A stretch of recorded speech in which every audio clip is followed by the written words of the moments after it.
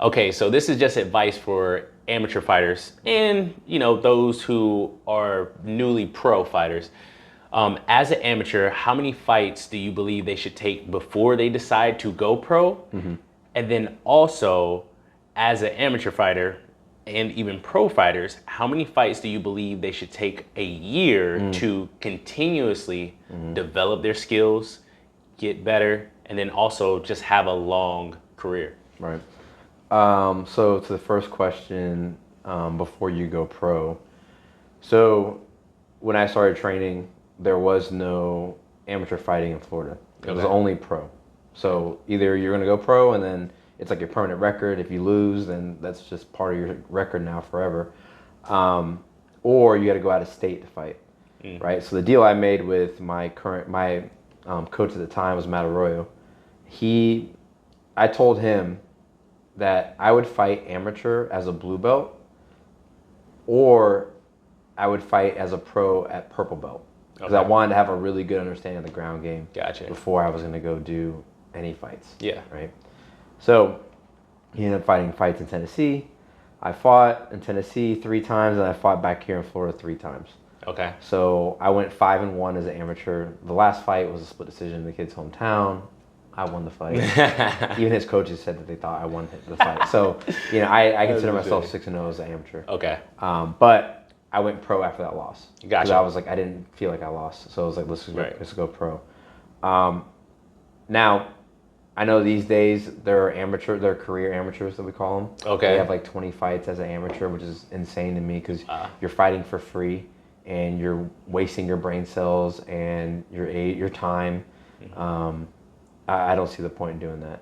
Okay. I know some amateurs they make money now too, which back in the day, that was a big no-no. You could not get money for anything as an amateur. The only thing they could do is give you gear. Okay. Or, pay for a gym membership or something, but it could not give you money. Right. Now, these days, they do give money, which is whatever. I mean, I'm not mad at it, but I'm just saying that's what it was at our time. Right. But it's really dependent on the fighter. So now the rule is you have to have 5 amateurs to be able to even be eligible to go pro. To go pro, And it's usually you have to have a winning record.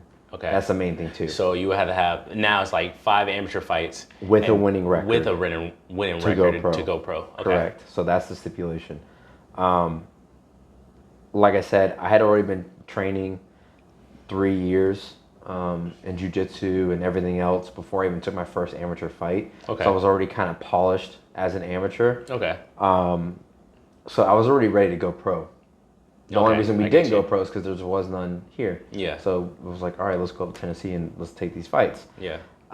It's dependent on the person, right? You could have a stud who's like, they may be ready to go pro after 2 fights, but they just need to get the next 3 out so they can go, right? Yeah. They're destroying everybody. Like even the top guys ranked in the division or in their weight class, they may be running through them and they need to go pro. Yeah. But they have to get the required fights. Yeah. Now you can go out of state sometimes, like to Mississippi, I think, and some other states where you can just go pro over there. Yeah. Like at 1-0 or 2-0 as an amateur, and then just come back and now you're a pro. Okay.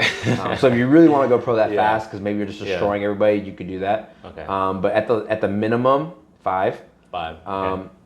And to be honest, I think by the time you hit 5 or 6 amateur fights, I feel like you should be polished enough to go pro.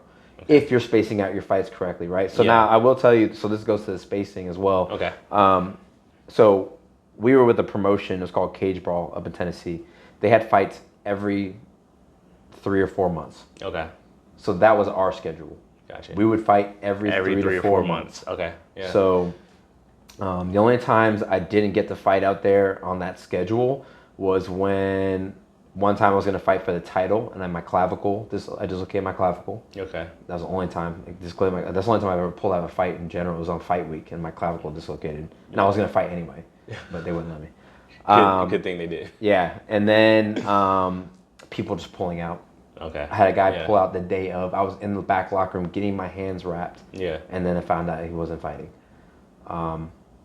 And that was really the only 2 times I didn't get to be on the schedule. Otherwise, I would have had 5 fights out there before coming back to Florida to fight. Okay. So then came back to Florida to fight. I fought 3 times in 3 months. So I fought once a month.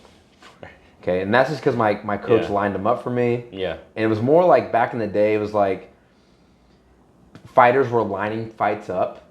They would fight and they would get injured and they would just skip the fight they had scheduled already, but then they would fight on the one that they had scheduled later down the road. Gotcha. So if you're that guy that missed out on that fight, you'd be really pissed. Like, this Yeah. dude's got 3 fights lined up. Yeah. And he fought the first one, skipped over me because he was hurt. Yeah. And now he's fighting in this one. Yeah. So I was like, you know, and it was hard to find amateur fights at that time too. Yeah. Like, amateur fights weren't everywhere like they are now. Right. Okay. Like, they're everywhere. You can find an amateur fight, you know, around the corner right now. Right. Back then it was like you had to like search for contacts with people that were running it, get in touch with the commission, all that stuff. Was very hard. So if you could find a fight and an opportunity popped up, you took it. Gotcha. So that's the only reason I had 3 fights in 3 months. Okay. Now, if I'm an amateur, like I said, it's very personal to that person. Yeah. I'd say 5 fights minimum. If you need within like a correct year span. yeah. Or are you just saying like 5 fights minimum is like what they Okay, have to within hit? the span, I'd say like I would throw 3 months in between. Yeah. If you're trying to really improve Yeah. and get better in between, because you don't want to be the same fighter as you were in your last fight. Right. You should look better every single time. Right. Right. So if you're doing 5 fights, 3 months, that's 15 months. That's a year and some change. Yeah. Right. That's not that bad. As an amateur fighter, and you're like you just started training and fighting, and in a year and less than a year and a half, and you've had 5 fights. Yeah. That's pretty good. And now you're going pro in a year and a half. That's pretty quick. Yeah. Right. Yeah. And I'd say from my standpoint as a coach, you know, when I coached you, and then also coaching all the amateur fighters that I coach now, it's easier for me to plan around that, and then also get them stronger if needed and more mobile if needed, because we have a break and I don't have to try and like have you prepared and prepped for the fight, or because you're going through camp, now we can't do those things that we need to work on. So yeah, I know from that standpoint, as far as like skill development, also the other things outside of skill development for fight specifically, I feel like, yeah, what you said as far as every 3 to 4 months or so, like taking 1 fight.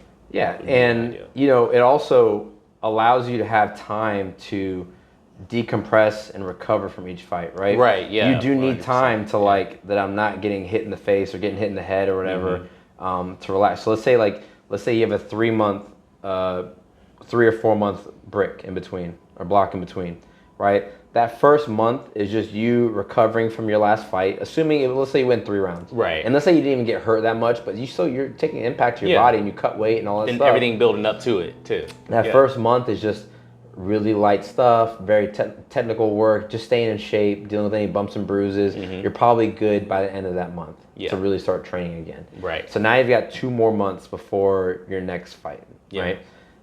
As an amateur, you're doing 3-minute rounds. You really only, if you're staying in shape and you're not getting out of shape, you're eating healthy and all that stuff, you really only need like 6 weeks.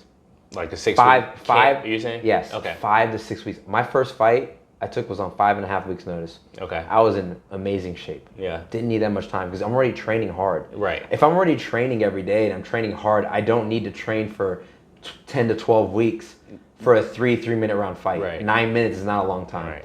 So, because is it like, I want to ask this question too, because is it like at the beginning of camp, if you're doing a longer camp, it's just like, all I'm doing is just trying to get you in shape. And then if I wasn't doing anything, yeah, then it was like, yeah. So it would be like, all right, this first 2 weeks before camp starts, is us trying to get back in shape. Yeah. Which we kind of used to do that. Yeah. Like after the fight, we used to just not train at all. It was like, dang, because we used to do 8-week camps for this 9-minute fight, and we were training like pros. Right. So we would be done, boom, barely show up to the gym. I was working at Publix. Yeah. So what I used to do, I would work a lot at Publix, and I'd stack up a bunch of money, and then when fight camp would start, I would cut my schedule down to like once every 3 weeks. Gotcha. Because I saved this big lump sum up, and I was still living with my mom, so it was like I didn't have to pay rent or anything. So I would just live off this money that I accumulated from working. Yeah. But then there was that time. It was like, all right, camp starts here. It's gonna be 8 weeks out. So 10 weeks, we jump back in, start getting back in shape a little bit, moving around. Then by the time camp starts, you're going. Yeah. But realistically, if you're in shape, you're in the gym all the time anyway. You need 5-6 weeks. Okay. 5-6 weeks. Anything more than that, you're probably just pushing your body too far. Yeah.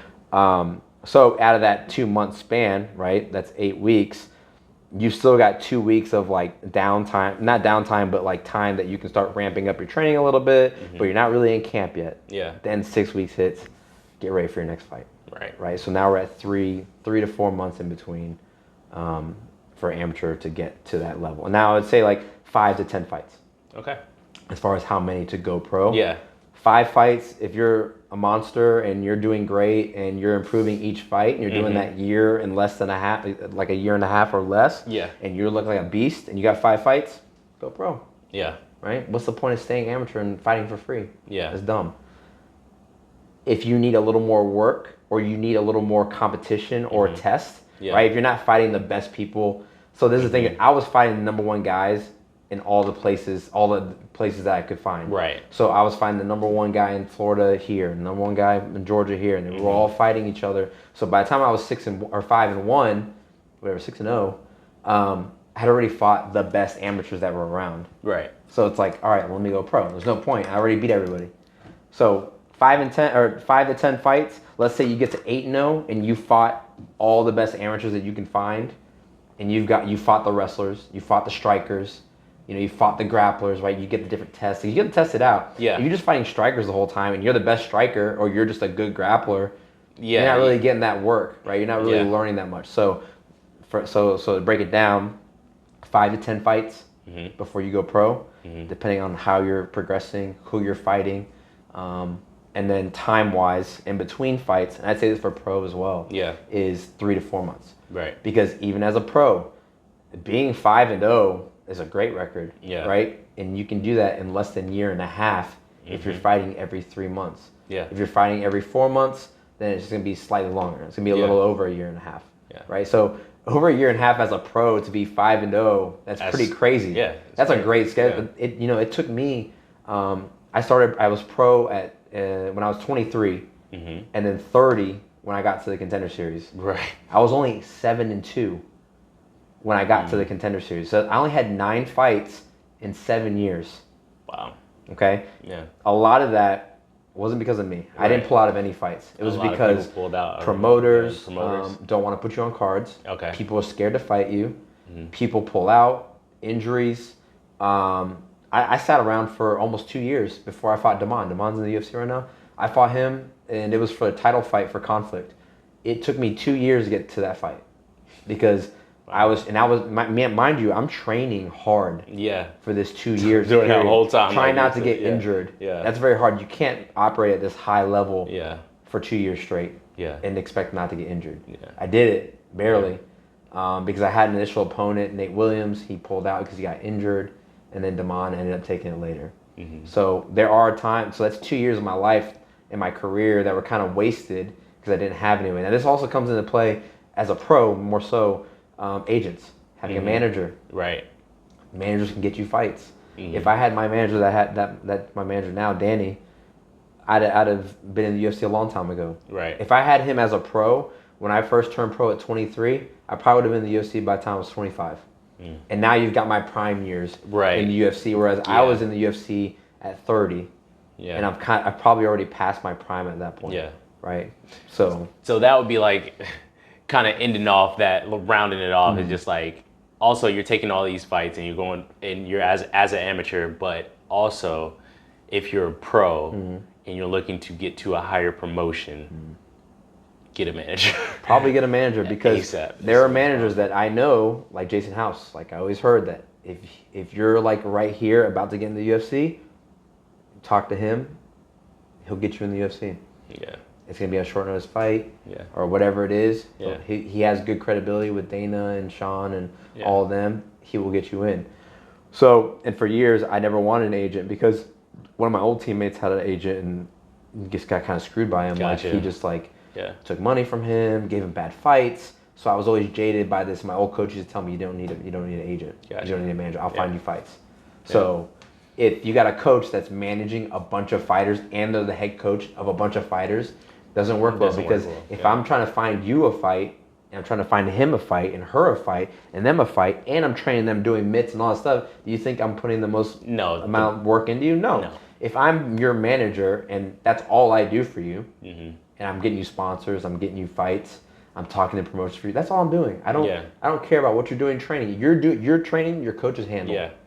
Let your coaches handle training, and then let your managers handle your management of your career. Yeah. Assuming you get a good one, right? And that's the other issue. Like finding an actual Finding a good agent. Yeah. You just gotta word of mouth. Talk to people. Hey, how do you like so and so? Oh, he's good. Whatever. Like Daniel, like nobody said anything bad about him. We vetted him pretty good. Yeah. And we were looking to sign because I had people out of Vegas that knew of him and stuff, and they all said good things. So. Gotcha. Yeah, Ruby Sports. So Entertainment. So an agent is highly important. Can be.